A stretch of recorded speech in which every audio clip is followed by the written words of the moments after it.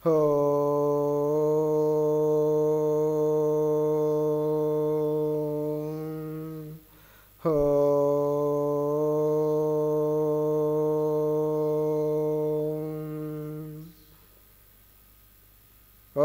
అనంతజ్ఞానరూపాయ దివ్యప్రేమస్వరూపిణే సంసారసాగరార్ణవ ప్రేమదేవాయ తే నమః.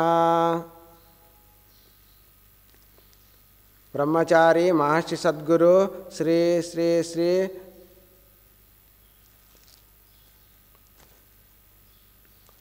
బ్రహ్మచారి మహర్షి సద్గురు శ్రీ శ్రీ శ్రీ ప్రేమానంద స్వామి తపోవనము ఆశ్రమము సంస్థాపకులు, సనాతన ధర్మ సమాజము వ్యవస్థాపకులు బ్రహ్మచారి మహర్షి సద్గురు శ్రీ శ్రీ శ్రీ ప్రేమానంద స్వాముల వారి గురుపాద పద్మములకు సాష్టాంగ నమస్కారములు. వైశాఖ పురాణము 7వ అధ్యాయము. విద్యాధరుని తండ్రి పిశాచ రూపము పొందుట. శృతికీర్తి రాజ్యమునకు వచ్చిన మునిపుంగవుడైన విద్యాధరుని స్వామి, మీరు సకల శాస్త్రకోవిదులు, అమిత తపోశక్తి సంపన్నులు అయితే వైశాఖ మాస ధర్మములు చేయనిచో, పుణ్యచరిత్ర వినినచో ఏమి జరుగునో తెలుసుకోవాలని ఉంది అంటూ ప్రాధేయపడ్డాడు. విద్యాధరుడు చిరునవ్వు నవ్వి ఇట్టు చెప్పుసాగాడు. ఓ శృతికీర్తి మహారాజా, నీవు కోరినది కడు సమంజసముగానున్నది. పుణ్యాత్ముల చరిత్రలు చదివినను విన్నను, పలు విషయములు భక్తిభావములు తెలియను, యుక్తాయుక్త విచక్షణ జ్ఞానం అబ్బును, భగవంతునికి ఇష్టమైన వ్రతములు పూజలు మున్నగునవి తెలియను, లోకజ్ఞానము వచ్చును. పుణ్యాత్ముల కథలు చరిత్రలు వినుట ప్రతి మానవుని ధర్మము. ఎందుకంటే మానవ జీవితం ఎప్పుడు అంతమవుతుందో ఎవరికెరుక. బ్రతికిన్నాళ్ళు ఎందుకంటే మానవ జీవితం ఎప్పుడు అంతమవుతుందో ఎవరికెరుక. బతికినన్నాళ్ళు నాది నాది అని గర్వముతో మెలుగుతూ స్వార్థ చింతననే అలవర్చుకుంటాడు గాని పరమార్థమైన భగవంతుని యందు కొంచెము కూడా దృష్టి నిలుపడు. జీవితంలో సాధించినవన్నీ తన గొప్పలే అనుకుంటాడు. గర్విష్ఠి అయి చేయరాని పనులు చేసి పాపమును ప్రోగు చేసుకుంటాడు. మరణాంతరము భగవంతుడు పాపపుణ్య విచక్షణ మున్నగునవి తెలుస్తాయి. అట్లుగాక ముందే వీటిని గురించి తెలుసుకొని ఉంటే సత్పురుషుడు అవ్వగలడు. సత్కార్యములు చేసి పుణ్యమును సంపాదించి ఆనక సుఖపడగలడు. నరక కూపము అందుండు పడకుండా స్వర్గలోకమునకు పోవలయునని తప్పక దైవభక్తి, ధర్మకార్యములు, దాన ధర్మాలు, క్రతువులు, వ్రతముల మీద భగవంతుని ఎడ భక్తిభావము అవసరము. అవన్నీయు పుణ్యాత్ముల చరిత్రలు వినుట వల్లనో చదువుట వల్లనో పురాణ శ్రవణము ప్రతి మనిషి ప్రతి కార్యమును తర్వాత చేయవచ్చులే అని వాయిదా వేయకూడదు. ఆ రోజు జవసత్వములో ఉడిగిపోవును కానీ పటిష్టం కావు గదా. ఒక్కరోజు గడిస్తే చాలు మనం మృత్యువుకు దగ్గర అవుతున్నామని భావించాలి. ఆ మృత్యు భయం పోవాలంటే శక్తి సామర్థ్యములు ఉన్నంత వరకు భగవంతుని ప్రార్థించుట మన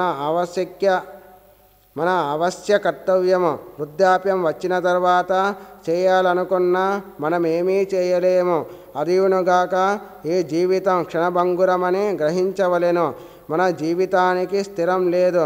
ఎప్పుడు పోతామో ఎవరికీ తెలియదు. వల్లనో దాన జపము వల్లనో మాత్రమే సాధ్యమగునని తెలుసుకొనవలెను.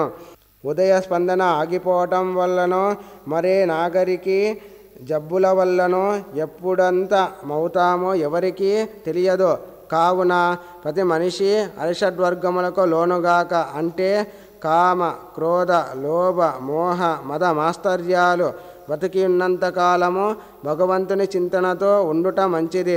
అదే జీవుని సుఖింపచేస్తుంది. అంతేకాని నాస్తికుల వలె భగవంతుడు లేడు, మృత్యువు, యముడు, స్వర్గలోక నరకలోకాలనేవే లేవని తలంచకూడదు. భగవంతుని భజించుటంలో భక్తులు నష్టపోయేదేమీ లేదు కదా. పైగా మానసిక ప్రశాంతిని పొందగలరు.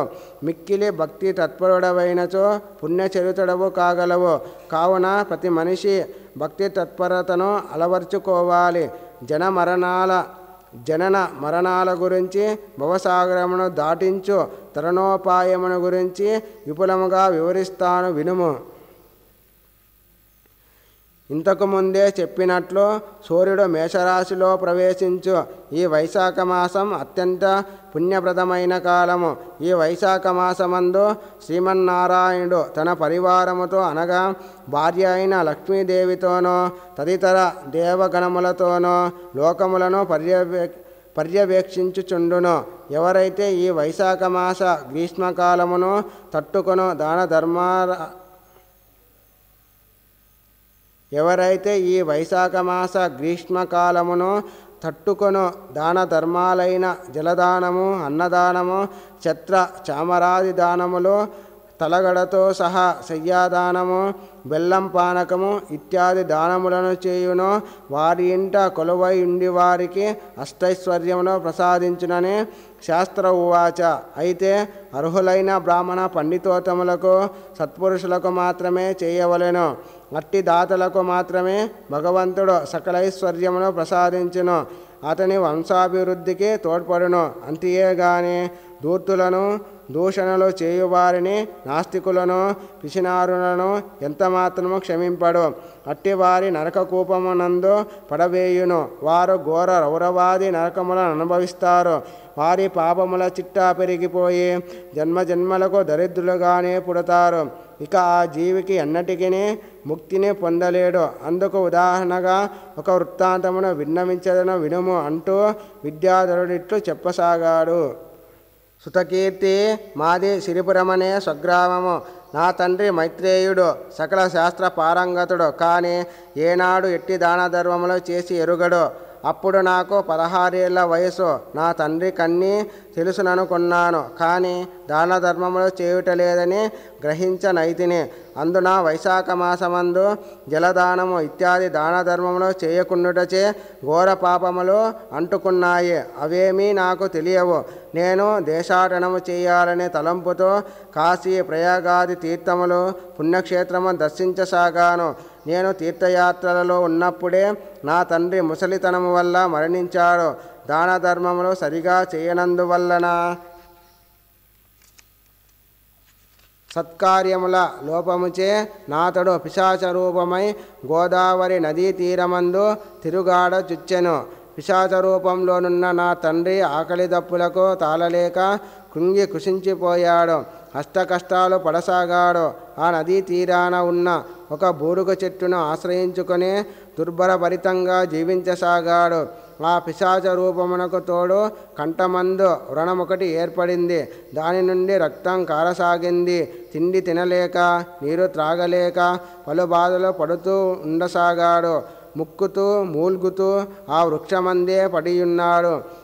కతిపయ దినములకు నేను కాశీ ప్రయాగాది పుణ్యక్షేత్రములు, గంగానది, బ్రహ్మపుత్ర, కృష్ణవేణి నదులందు స్నానమాచరించి చివరకు గోదావరి నదిలో కూడా పుణ్యస్నానమాచరింపవలనని వచ్చి తిని గోదావరి పుణ్యనదిలో స్నానమాడి పూజా కార్యక్రమాలను ముగించుకొని తిరిగి బయలుదేరుతుండగా ఆ నదీ తీరమునున్న బూరుగు చెట్టు నుండి మూలుగు వినిపించసాగింది. ఏమిటాయని ఆ దిక్కుకు పోయి చూడగా ఒక పిశాచము నన్ను ఆవహించి చంపబోయింది. అంతటా నేను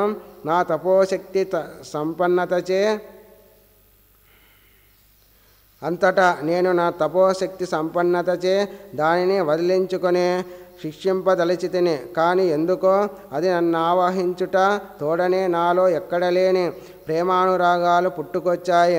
ఒక్కసారి నేను తదేక దృష్టితో చూడగా అతడు నా తండ్రి అని తెలిసింది. నా తపశ్శక్తికి ఆ పిశాచము భయపడిపోయింది. బిక్కుబిక్కుమంటూ బేలగా చూడసాగింది. అంతటా నేను, ఓ భయంకర పిశాచమా, భయపడకు, నా తపశ్శక్తిచే నన్ను పీడించజాలవైతివి. నీవెవరు? నీవిట్టుండుటకు గల కారణమేమి? నీ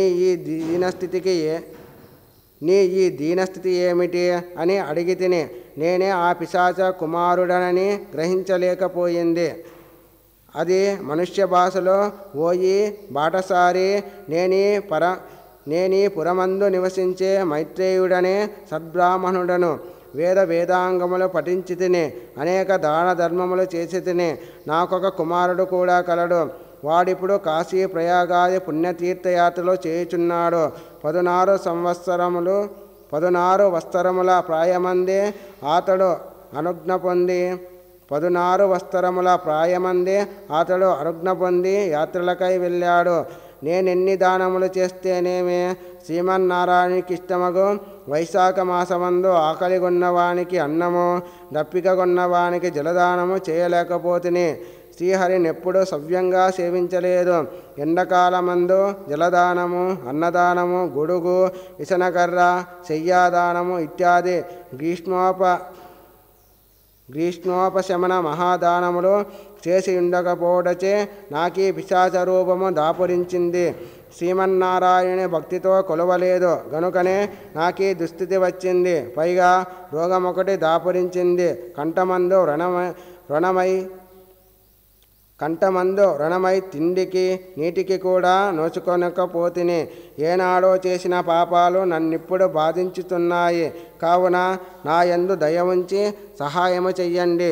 మా ఇంటికి పోయి నా కుమారునితో, పోయి నీ తండ్రి వైశాఖ మాసమందు నిర్వర్తించవలసిన దాన ధర్మములు సత్కర్మలు చేయకపోవటచే పిశాచియే తిరుగాడుతున్నాడు. ఏనాడు జలదానాది కృత్యములు సలపలేదు. అందుచే మిక్కిలి వ్యధ నొందుచున్నాడు. కావున నీవు వైశాఖ మాసమందు నదీ స్నానము చేసి విష్ణుమూర్తికి పూజలు చేసి ఆయనకిష్టమగు నైవేద్యములను పెట్టి ఒక సద్బ్రాహ్మణునికి వైశాఖ మాస దానముల నిమ్ము. అన్నదానము చేయమనుము. దానివల్ల పిశాచ రూపములోనున్న నీ తండ్రికి మేలు జరుగుతుంది అని చెప్పుము. పిశాచ రూపములోనున్న నా తండ్రి మాటలను విని నాకు దుఃఖం పెళ్ళుకి వచ్చింది. కన్నీటి దారులతో పిశాచ రూపములోనున్న నా తండ్రి పాదములను కడిగి తిని అతనికి నమస్కరించి తిని వెంటనే ఆ పిశాచము, పోయి నీవెవ్వరవు, ఎందులకు ఏడ్చుతుంటివి అని అమాయకముగా అడిగిన తండ్రికి, తండ్రి నేనే నీ కుమారుడను విద్యాధరుడను. నిన్నిట్లు పిశాచ రూపములో చూచుటకు నేనెంత దురదృష్టవంతుడిని. నా తపశ్శక్తిచే దైవికముగా నిచుటకు వచ్చి మిమ్ములను గుర్తించి తిని మీకు పిశాచ రూపము కలుగుటక అతనికి నమస్కరించి తిని వెంటనే ఆ పిశాచము, ఓయి నీవెవ్వరవు, ఎందులకు ఏడ్చుతింటివి అని అమాయకముగా అడిగిన తండ్రికి, తండ్రి నేనే నీ కుమారుడను విద్యాధరుడను. నిన్నిట్టు పిశాచ రూపములో చూచుటకు నేనెంత దురదృష్టవంతుడిని. నా తపశ్శక్తిచే దైవికముగా నిచటకు వచ్చి మిమ్ములను గుర్తించి తిని మీకు పిశాచ రూపము కలుగుట నాకత్యంత ఆశ్చర్యము కలిగినది. మీ ఈ పిశాచ రూపము పోవలెనన్నా నేనేమి చేయవలెనో తండ్రి కోరిక తీర్చుటే తనయుని కర్తవ్యము గదా. శీఘ్రమే సెలవిండు. తక్షణమే ఆ విధిని నిర్వర్తించి మీ పిశాచ రూపమును తొలగించెదను అని ప్రార్థించాను. వెంటనే నా తండ్రి, కుమారా, నీవు శీఘ్రమే తీర్థస్నానం ఆచరించి మన పురమునకు పోయి వైశాఖ కాలమందు అనగా సూర్యుడు మేషరాశిలో ఉండగా శ్రీమన్నారాయణుని మనసారా భక్తి శ్రద్ధలతో పూజించి ధూప దీప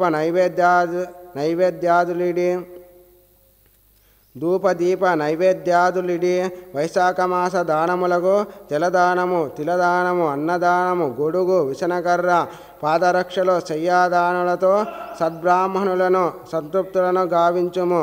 బెల్లం పానకమును దాహార్తులకు దానమిమ్ము. పెరుగును నైవేద్యముగా పెట్టుము. పంచభక్ష్య పరమాన్నాదులతోనూ తాంబూలాదులతోనూ సత్పురుషులకు సద్బ్రాహ్మణులకు దానములిమ్ము. నీ వట్టు చేసినచో నన్నీ పిశాచ రూపము నుండి తొలగింపవచ్చును. నన్ను నా పితృదేవతలను కర్మల నుండి విముక్తి చేసిన వాడవదువు అని చెప్పగా నేనట్లే చేసి నా తండ్రి పిశాచ రూపంను తొలగించుకొంటిని. కావున ఓ శతకీర్తి, నీవు కూడా సూర్యుడు మేషరాశిలో నుండి వైశాఖ మాస కాలమున నీ యథాశక్తిగా విప్రులకు వైశాఖ మాస దాన ధర్మాది కృత్యములు లొనరించినచో విశేష పుణ్యఫలము కలిగి నీవును నీ సంతతి వారును సుఖించెదరు అని విద్యాధరుడు శృతకీర్తి మహారాజుకు బోధించెను. శృతకీర్తియు నట్లే చేసి తత్ఫలితము నుండి సుఖంబుగా నుండిరి.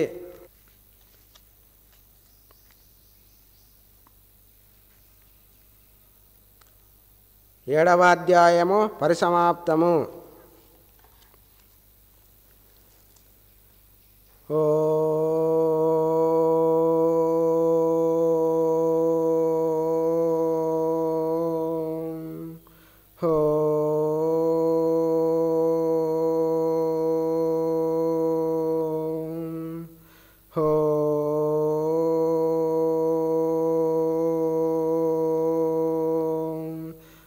సహనా భవతో సహనో భునక్తో సహ వీర్యంకరవావహే తేజస్వినావధీతమస్తు మా విద్విషావహే. ఓం శాంతి శాంతి శాంతి.